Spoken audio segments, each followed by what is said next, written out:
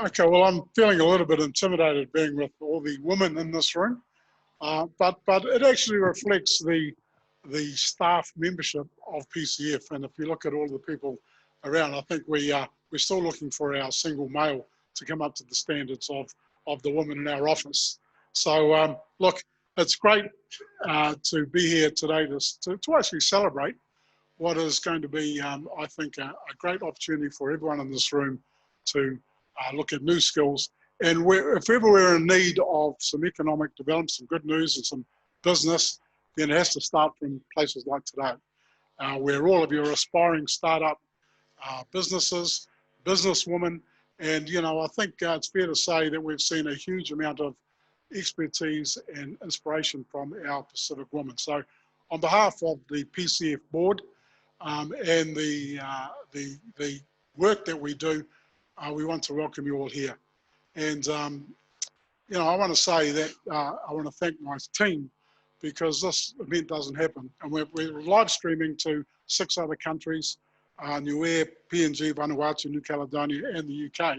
And so I'm really grateful that we've got Pacific spread across the world who are also going to be streaming and sharing in what we're doing today. But also a special thanks to Catherine Laban, Susanna and Fipe and Linda, the staff in the Auckland office who run our people strategy. And this is part of a key thing for us. In Auckland, we've got the biggest Pacific population, and a lot of our events are tied around engaging Pacific across a whole range of areas. So look, that's enough about the board, the staff, and let's concentrate on your aspirations for today, because my passion is also, outside of being the chair of PCF, is I run a few businesses myself. And you know, I've started off, my first business was a small school with 18 students, and we grew that to be one of the biggest 3-tier education providers in New Zealand. And currently we have an investment group where we're involved in all sorts of businesses. We're probably one of the largest Pacific funds in New Zealand, where we have under investment probably between $25 and $30 million of capital deploying to a whole range of different businesses. So I'm going to give you a bit of my own brief story, because I think it's pertinent to you to know what the business side of my experience is. So do we have let me just push this.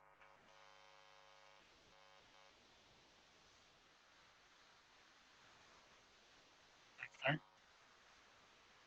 That's all right. This goes a slide.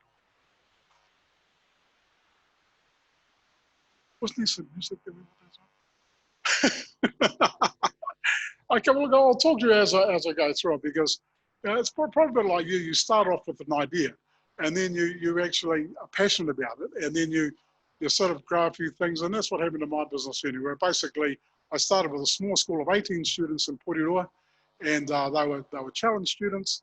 And then we grew and said, well, let's expand it to Wellington, and then to Auckland, and then to Christchurch, and let's grow some certificate programs. Let's grow some degree programs.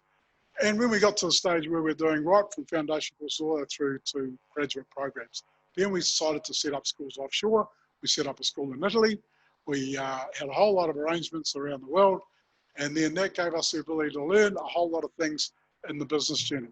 So, you know, that took me across to a whole range of countries, but also taught me a whole lot of different skills. And you'll start this journey. And I know that some of you are already in business, but I like our guest speaker, Agnes, and the others speaking tonight.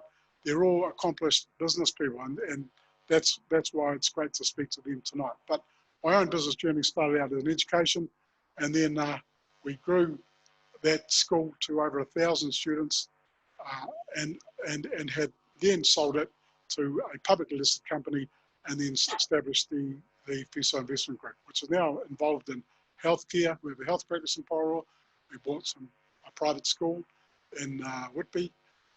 We also have some hospitality places. We also have some spas. And so we have a housing development of 80 to 120 houses. So that's what it can grow into if you start with a little idea that you're passionate about. And I'm sure that's what you're going to be talking about today. And so a lot of it is the online stuff. You know, I'm interested in Mary Mary always approach this, because that is actually a very cost-effective way of getting into business and accessing the full range of process service and markets that you can through online markets. So Mary, it's great to see you again. It's taken a long time to us to get here to this point. It's great to have you and Agnes here today as well. So look, I thought this was a sliding thing, but you just got to keep on pushing it. Okay, well, look, you get the idea. I think the idea is that, I've been in business for a while, over 20, 30 years, and I'm really keen to see how you navigate your ways through growing business. And we're talking at the board meeting today about our Pacific aspirations to have women and all sorts of business take control of their own destiny. And one of the things that I know about business is that it gives you the ability to employ your own families. Generally, when you have a successful business, you're paying more than the average for your Pacific relatives and cousins. And they tend to stay with you for a lot longer. So you've got you can build your own asset base. So I wish you all the best for today. And I look forward to our guest speakers. And actually, no, my next job is also to introduce them, the guest speakers. So I will introduce them very briefly off this shoot right here. But thank you for attending. And we look forward to PCF being involved with you on an ongoing basis. We'll have your emails, and we want to have follow-up workshops. We want to keep the relationship intact and grow what is special in this room, which is basically business exporting into the regions and afar. So it's not just about having your business in New Zealand. What the really key thing about this is having export businesses that are driven into the Pacific and into Europe, America, Southeast Asia, and other countries. Okay, but that's enough of me, and now on to our guest speakers. The first one we'll have is Whanoti Agnes Loheni, who probably needs no introduction, a person who's been in the community for a long time, but known for her family's business acumen in the Mena clothing brand, which has also been an export brand. So, it's easy to have a business in country, very difficult to have a business that you can export. And so, great, Agnes, that you're here, and we look forward to your expertise being brought to this group. As the MIT Pacific Business Trust Award winner and a passionate Pacific success story, I will look forward to your comments today. So put your hands together for Agnes.